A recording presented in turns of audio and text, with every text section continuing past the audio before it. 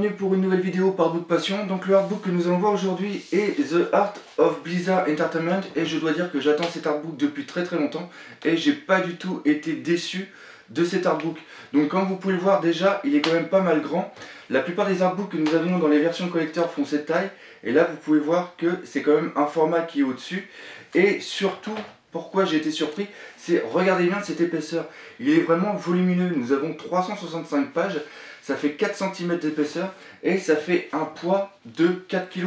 Donc si vous voulez le lire, je vous conseille d'être confortablement installé parce que si vous êtes debout, vous allez avoir vite fait mal au bras. Donc Blizzard, pour ceux qui ne connaissent pas, je sais qu'il y en a qui ne connaissent pas Blizzard, c'est un studio qui a été créé en 1991. Ils ont fait des jeux comme Lost Vikings sur Super Nintendo ou encore Rock'n'Roll Racing, mais ils ont surtout été connus pour le jeu Warcraft qui était sorti sur les vieux PC, comme les gens de ma génération ont connu et se sont bien éclatés dessus. Après bien sûr il y a eu Warcraft 2, après il y a eu les Diablo qui ont lancé le hack and slash. Après nous avons eu aussi les Starcraft 2 qui ont mis qui ont mis en place les nouveaux standards des jeux de stratégie. Et après bien sûr il y a eu Diablo 2, Warcraft 3, etc. jusqu'au bien sûr les World of Warcraft, toujours copiés mais jamais inégalés. Voilà, je ne suis pas un fanboy de Blizzard, ça se voit pas du tout. Donc maintenant revenons plutôt à cet artbook. Donc cet artbook est vraiment volumineux, pourquoi? Parce qu'il reprend la plupart des illustrations que vous pouvez voir ici de la plupart des artbooks qui étaient vendus dans les versions collector.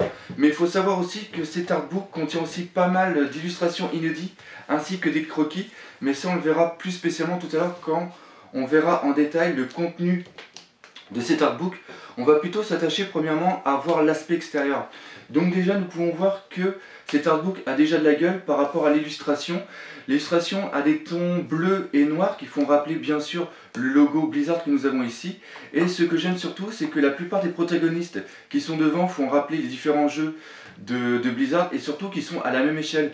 Nous avons d'ailleurs derrière un bon gros Diablo des familles avec devant un orc et un humain qui font rappeler bien sûr les jeux Warcraft. Et après là un Terran et un Protoss avec sur le derrière, je ne sais pas si vous voyez bien, des Ultralisks autant pour moi, des Mutalisks autant pour moi bien sûr, qui sont les créatures volantes qui représentent les ergs. Donc vous pouvez voir, ça a vraiment de la gueule. Après sur la tranche, nous avons ici le logo Blizzard avec le titre de l'artbook.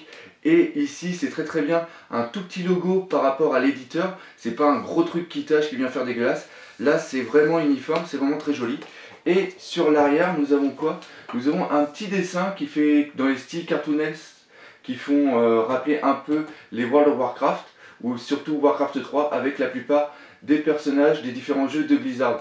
Donc comme vous pouvez le voir, hein, vraiment du très bon et ce n'est vraiment rien comparé au contenu que nous allons voir maintenant. Alors c'est parti pour voir le contenu de cet artbook qui est vraiment magnifique. Alors pareil, hein, magnifique c'est un mot que je vais beaucoup employer parce que j'ai vraiment adoré cet artbook. Donc déjà, dès les premières pages, on s'en prend plein la gueule avec cette illustration que vous pouvez voir ici de Diablo 3 avec Tristram.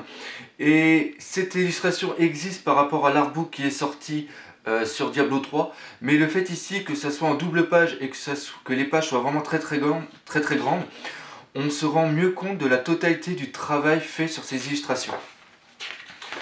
Donc là, pareil, pas mal d'illustrations. Une petite préface qui a été faite par Brom, qui est un illustrateur très connu. Et j'ai vraiment adoré le travail qu'il a fait sur Diablo 3, comme nous pouvons voir ici, par exemple, avec le roi Léoric. Et l'autre préface a été faite par Samwise Didier, qui est l'un des fondateurs de Blizzard. Donc on commence la première partie sur Warcraft. Donc Warcraft, la partie fait plus de 180 pages et c'est parfaitement normal car il y a eu plus d'une dizaine de jeux extensions compris sur l'univers de Warcraft.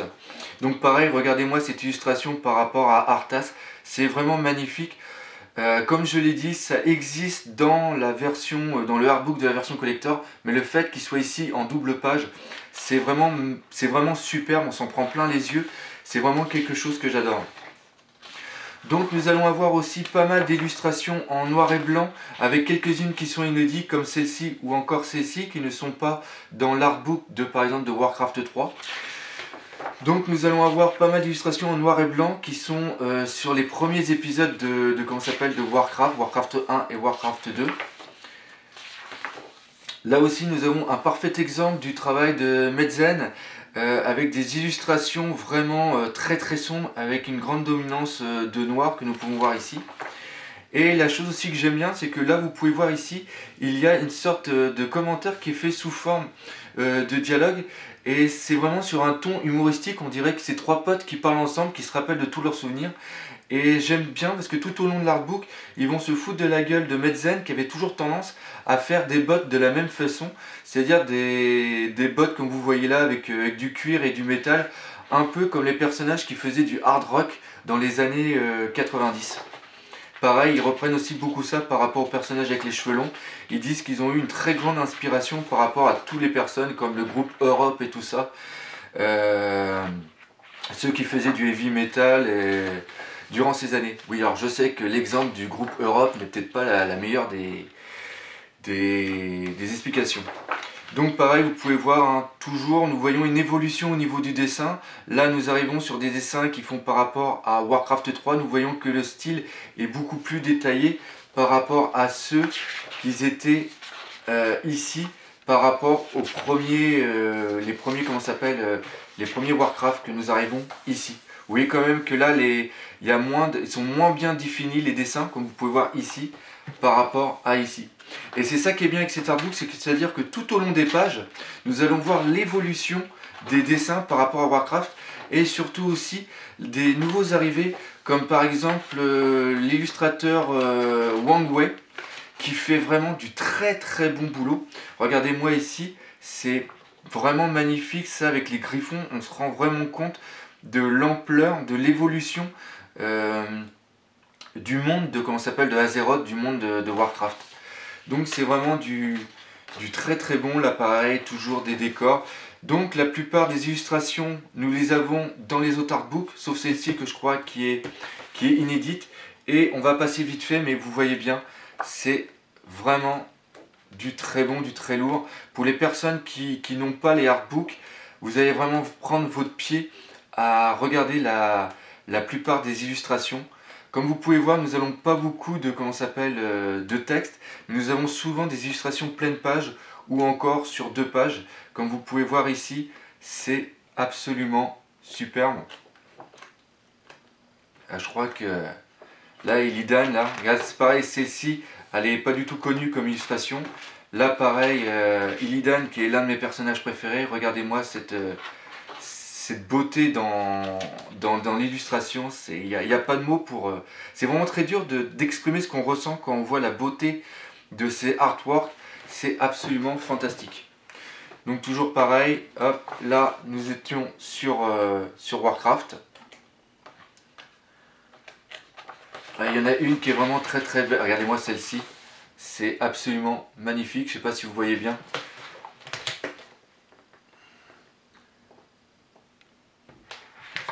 Donc voilà, donc nous avons bientôt terminé la partie avec Warcraft et nous allons bien sûr nous arriver maintenant à Diablo.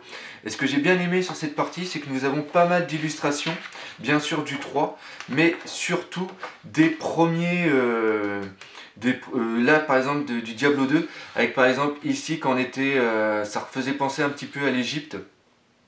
Ici Andariel, c'est vraiment du très très bon. Là pareil, hein, comme je vous dis, on ressent tout de suite l'ambiance malsaine de comment s'appelle de Diablo. Et justement les dessins de Metzen sont vraiment excellents. Ça c'est par rapport au premier Diablo, avec ici le symbole, l'illustration par rapport à la pierre d'âme. Là ici le nécromancien et le barbare de Diablo 2. C'est vraiment très très bon. Là ici c'était des décors qu'ils avaient pensé par rapport au Diablo 2. Et ce que j'ai bien aimé aussi, c'est celle-ci qui représente vraiment l'atmosphère de Diablo 2, avec ici le Paladin, la sorcière, l'Amazone, ici le barbare, et là nous avons ici le nécromancien. Par contre, le seul défaut que j'aurais ici, je trouve que le Diablo manque de charisme, je l'aurais vu beaucoup plus grand. Enfin bref, là toujours pareil, là c'était par rapport à l'extension qui était sortie de Diablo 2. Et après ici d'autres recherches qui ont été faites par rapport à Diablo 3. Et ce que j'ai vraiment aimé moi, c'est les recherches qu'il y a eu par rapport à l'aspect de Diablo par rapport au Diablo 3. Et nous avons vraiment du très très bon. Je sais pas si on va le trouver, voir où c'est exactement. Donc là pareil, hein, beaucoup, c'est toujours là nous avons quand même pas mal d'illustrations par rapport à Diablo 3 parce que c'est là où nous avons eu beaucoup plus de recherches. Là, le boucher, zut, j'aimerais bien trouver. Là regardez, comme je vous ai dit, là c'est par rapport à Brand, le travail qu'il a fait sur le roi héroïque qui est vraiment magnifique. Là nous voyons aussi une différence de point de vue par rapport un tir à aile. Vous pouvez voir ici un tir à aile beaucoup plus en longueur. Moi personnellement je préfère celui-ci que celui-ci. Je trouve que celui-ci a beaucoup plus de charisme.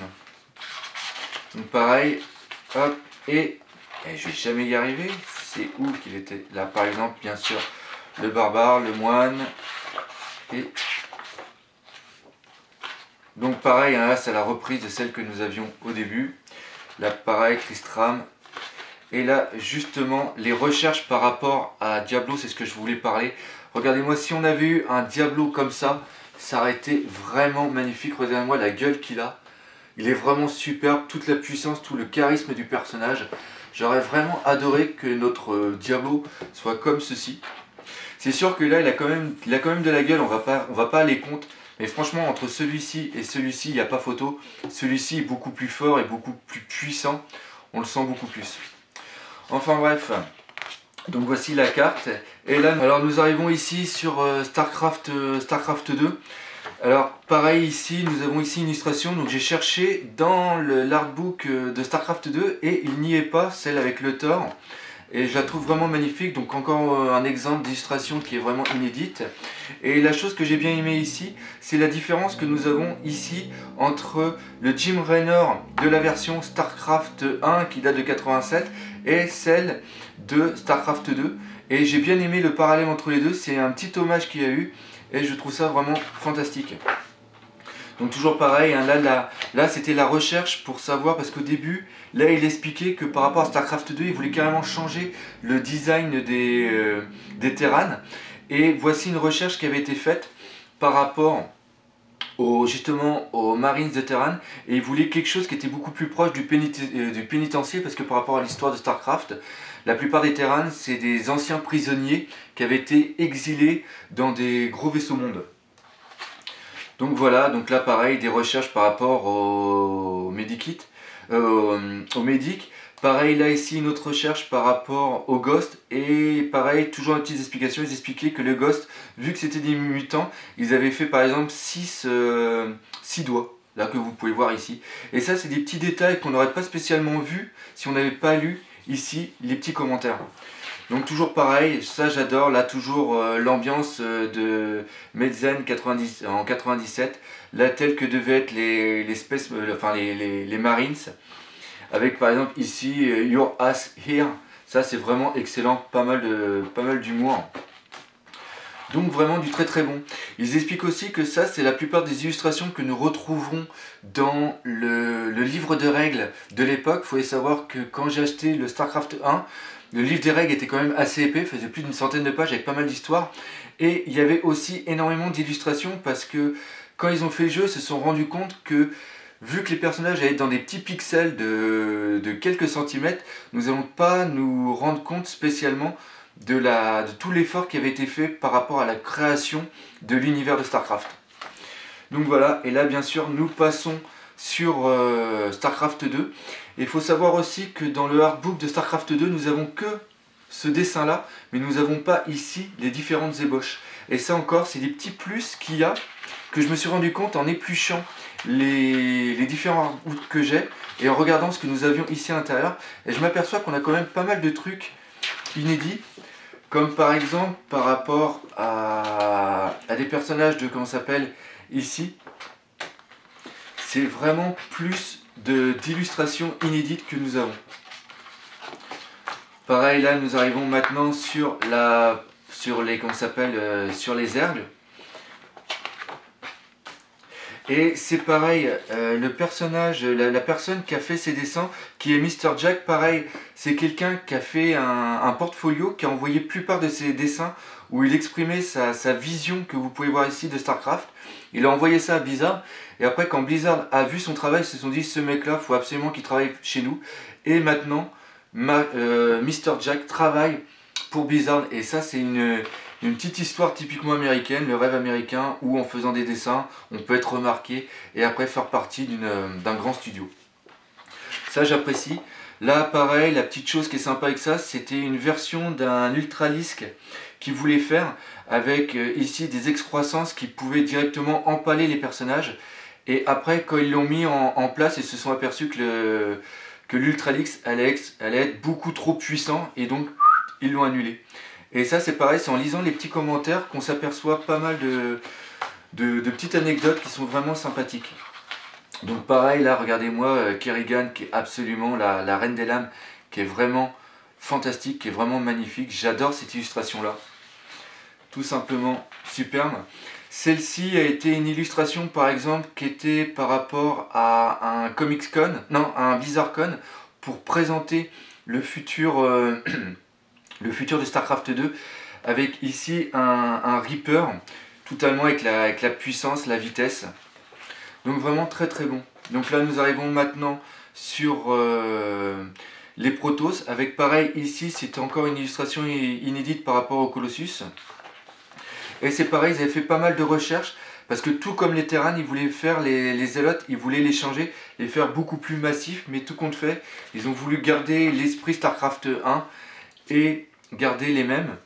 Pareil, ça ici, nous ne l'avons pas, cette page-là, nous ne l'avons pas du tout dans l'artbook StarCraft 2, et je trouve ça vraiment très très bon. L'autre chose aussi que nous apprenons ici, c'est que par exemple, par rapport au vaisseau ici, c'est le vaisseau des Zeratul. Ici, ça reprend un peu le drapeau. Je ne sais pas si vous voyez bien les petits traits qui sont juste ici. Hop, pardon. Attendez, là ici, vous avez des sortes de petits traits. Et ça reprend le drapeau coréen.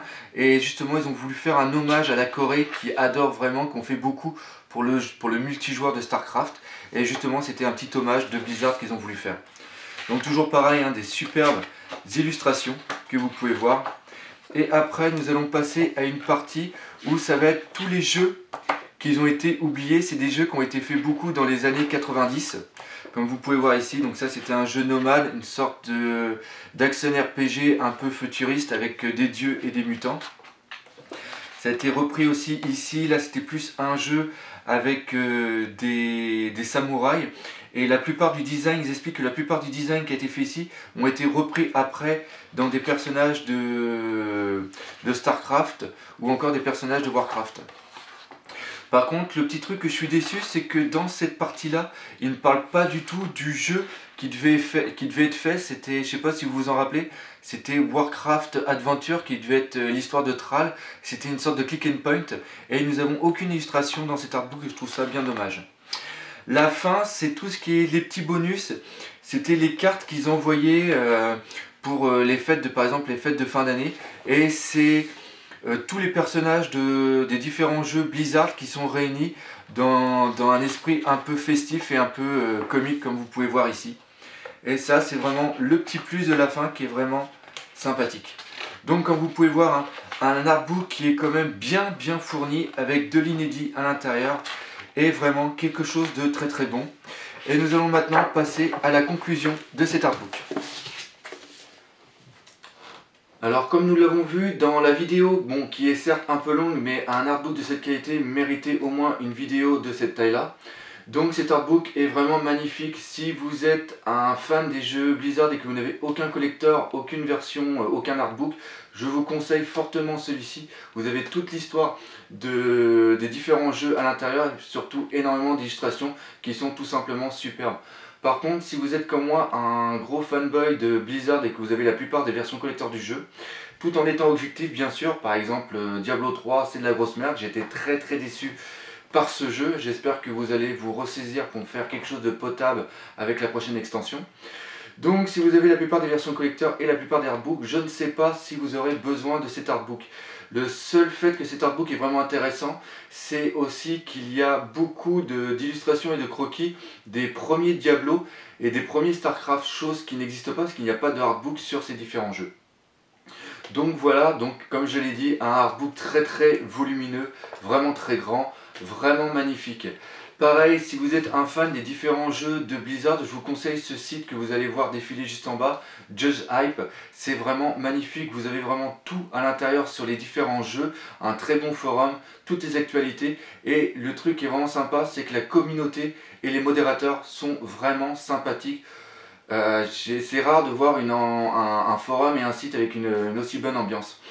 L'autre chose aussi, c'est que si vous aimez mes vidéos, n'hésitez pas à vous abonner sur ma chaîne YouTube, aussi sur ma page Facebook, et laisser des commentaires sur mon site artbookpotion.com. Ça me fera plaisir, et la plupart des commentaires, presque tous, je donne toujours une réponse. Voilà, donc j'espère que vous avez bien aimé cette vidéo, et je vous dis bien sûr à bientôt pour une nouvelle vidéo. Allez, salut!